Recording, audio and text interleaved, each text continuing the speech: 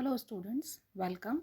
Myself Neeru Gupta, Associate Professor, Department of Chemistry, Government MS College, Bikaner. Students, आप BSc part 1 के first paper की first unit का second chapter हम continuously पढ़ रहे हैं और हमारा आज का टॉपिक है आयनिक रेडियाई. स्टूडेंट्स, कल हमने एटॉमिक रेडियाई स्टार्ट किया था अपने प्रीवियस लेक्चर में और उस लेक्चर में हमने ये चीज़ देखी थी कि एटॉमिक रेडियाई को अगर हम ऑपरेशनल कॉन्सेप्ट में बात करें तो हम 4 तरह से कंसीडर करते हैं. हमने उसमें वान डेर वाल रेडियाई पढ़ी, कोवलेंट रेडियाई के बारे में बात की, मेटालिक रेडियाई के बारे में बात की. आज हम उसका अगला कॉन्सेप्ट ले रहे हैं, वो है आयनिक रेडियाई यानी कि आयनिक त्रिज्याएँ. आयनिक त्रिज्याएँ क्या होती हैं? It is defined as the distance of the outermost orbit in an ion from the center of its nucleus is called ionic radius.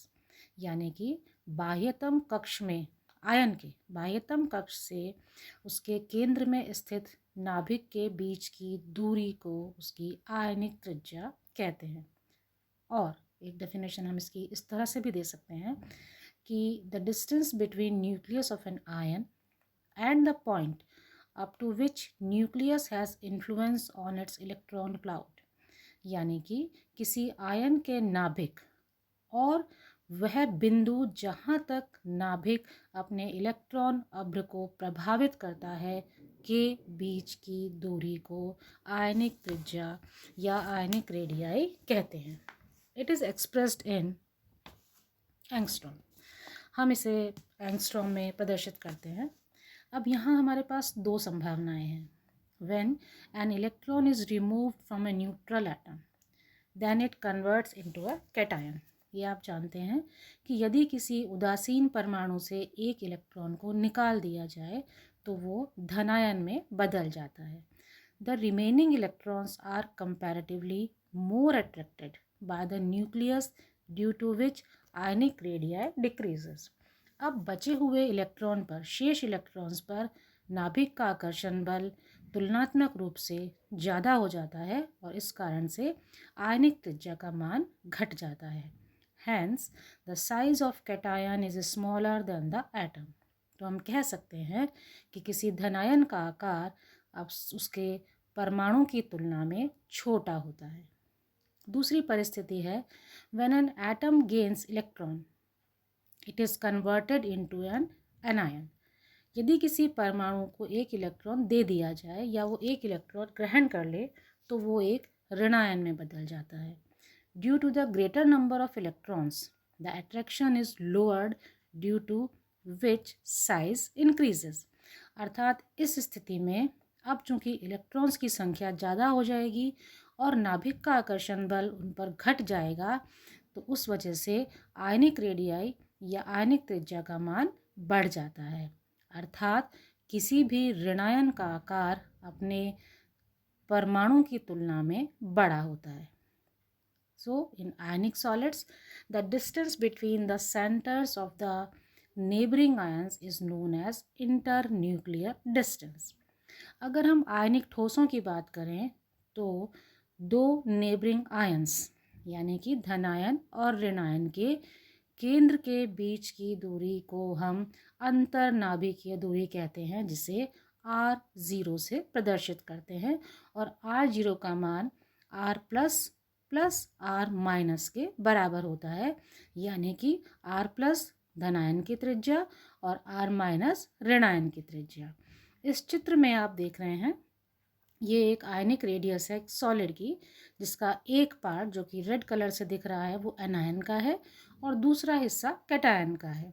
इन दोनों की त्रिज्याओं का अगर हम योग कहेंगे तो वो इंटरन्यूक्लियर डिस्टेंस होगा, लेकिन एक आयन की त्रिज्या के लिए आर एनायन को हम आर माइनस से और आर कैटायन को हम आर प्लस से प्रदर्शित करते हैं, जो उनकी आयनिक रेडियाई या आयनिक त्रिज्या के बराबर होता है. अब इसको एक छोटे से एग्जांपल से हम यहाँ समझ लेते हैं. यहाँ कैपिटल लेटर्स हैं लेकिन ये हम सोडियम को सिंबलाइज कर रहे हैं. यहाँ सोडियम आयन में कब बदलेगा? जब उसमें से एक इलेक्ट्रॉन निकल जाएगा.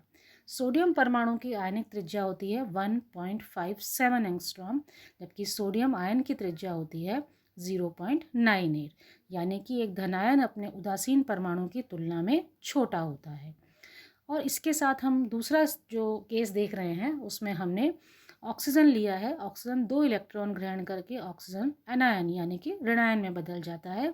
तो ऑक्सीजन परमाणु की त्रिज्या है 0.60 एंगस्ट्रॉम, जबकि ऑक्सीजन का जो एनायन या ऋणायन बना है उसकी त्रिज्या बढ़कर हो गई है 1.40, अर्थात एक ऋणायन अपने समतुल्य परमाणु की तुलना में उसकी आयनिक रेडियाई बड़ी होती है।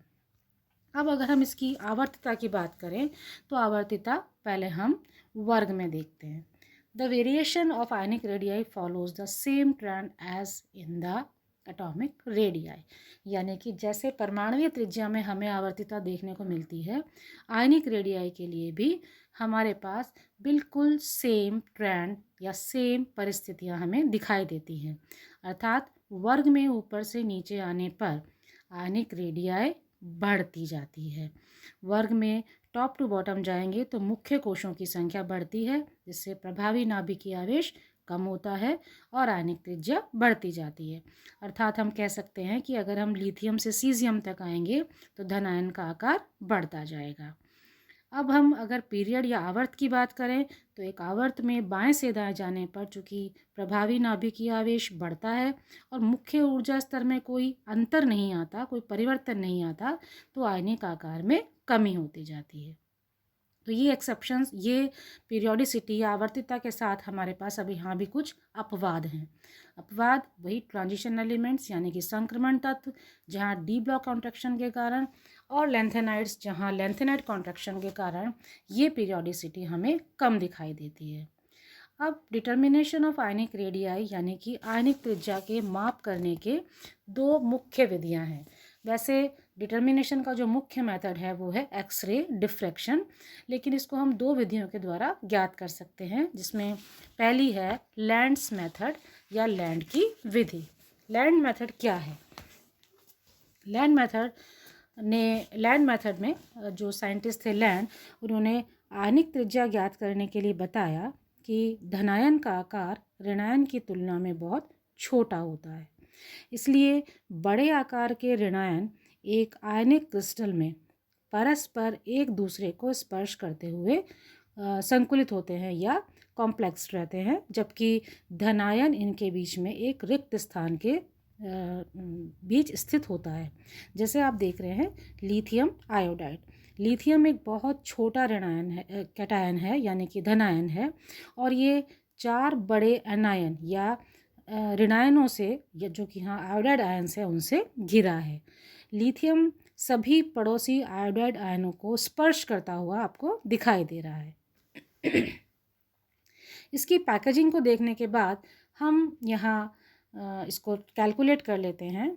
हम ये देख रहे हैं the edge length of A B of lithium iodide unit has been found to be 6 angstrom by experiments. इस फिगर में आप देखेंगे कि जो ए बी की दूरी है उसका मान ज्ञात किया गया है और वो होता है 6 एंगस्ट्रॉम यानी कि 6 एंगस्ट्रॉम। ए बी और ए सी दोनों बराबर दूरियां हैं, और बी सी का मान अगर हम पाइथागोरस थ्योरम निकालें तो बी सी स्क्वायर होगा A B square plus A C square के बराबर। यानी कि फिगर से हम देखें तो ए बी का मान भी 6 है और ए सी का मान भी 6 है, तो 6 square plus 6 square is equal to 72 angstrom हो जाएगा, क्योंकि A B is equal to A C है। जब हम इस पूरे कैलकुलेशन को सॉल्व करते हैं तो हमारे पास जो एनायन की त्रिज्या या ऋणायन की त्रिज्या निकल कर आती है वो है 2.12। तो इस तरह से हम परस्पर स्पर्श करते हुए एनायंस और कैटायंस को लैंड्स विधि द्वारा कैलकुलेट कर सकते हैं। दूसरी जो विधि है वो है पॉलिंग विधि या Pauling's method. This method depends upon 2 concept. यह एक हम कह सकते हैं इनडायरेक्ट मैथड है जो कि 2 मुख्य बिंदुओं पर आधारित है। पहला है कि किसी आयनिक यौगिक में धनायन और ऋणायन यदि एक दूसरे को स्पर्श करते हैं तो प्रयोग द्वारा निकाली गई दूरी दोनों की त्रिज्याओं का योग होती है। अर्थात आयनिक बंध की दूरी कैसे ज्ञात की जाएगी? R plus plus R minus से। R प्लस है धनायन की त्रिज्या और R माइनस है ऋणायन की त्रिज्या। दूसरा जो इसका बिंदु है, जो कॉन्सेप्ट है, वो है कि वो आयन जो अक्रिय गैस का विन्यास रखते हैं उनकी आयनिक त्रिज्या उनके प्रभावी नाभिकीय आवेश के विलोमानुपाती होती है या इन्वर्सली प्रोपोर्शनल होती है। यानी कि R is equal to C upon Z star. Z star क्या है यहाँ पर? इफेक्टिव न्यूक्लियर चार्ज यानी कि प्रभावी नाभिकीय आवेश, और C हमने लगाया है यहाँ पर प्रोपोर्शनलिटी कांस्टेंट यानी कि स्थिरांक है। तो R plus upon R minus का मान अगर हम लेंगे तो R प्लस का मान होगा C over Z star plus, और R माइनस का मान होगा C over Z star minus. हम इसे डिवीज़न के कॉन्सेप्ट को मल्टीप्लिकेशन में बदलेंगे तो हमारा जो सेकंड कंपोनेंट है यानी कि C upon Z star minus reverse हो जाएगा, और उसे सॉल्व करने के बाद हमारे पास जो वैल्यू आएगी वो आएगी Z star minus upon Z star plus. यानी कि जेड स्टार यहाँ इफेक्टिव न्यूक्लियर चार्ज है एनायन का, और जेड स्टार प्लस है यहाँ पर effective nuclear charge of cation. तो इसकी सहायता से हम आसानी से आयनिक रेडियाई को या आयनिक त्रिज्या को कैलकुलेट कर सकते हैं। तो हमारे इस लेक्चर का जो मेन पार्ट है उसमें आपको 4 बातें याद रखनी है। आयनिक त्रिज्या क्या होती है, दूसरा उसकी डेफिनेशन के साथ उसकी पीरियोडिसिटी कैसे ज्ञात की जाती है, तीसरा उसके कौन कौन से मेथड हैं ज्ञात करने के। तो इन सभी चीज़ों को ध्यान में रखते हुए आपको एटॉमिक रेडियाई और आयनिक रेडियाई दोनों को मिलाकर एक शॉर्ट नोट भी प्रिपेयर करना होता है, और इसमें से कुछ क्वेश्चंस आपके एक्सप्लेन वाई से रिलेटेड होते हैं। तो आई थिंक मैं ऐसा सोचती हूँ कि आपको ये पूरा टॉपिक अब अच्छे से क्लियर हो गया होगा। हम अपने नेक्स्ट लेक्चर में नई पीरियोडिसिटी, आयनाइजेशन पोटेंशियल या आयनन विभव की बात करेंगे, और तब तक के लिए आप सभी का धन्यवाद।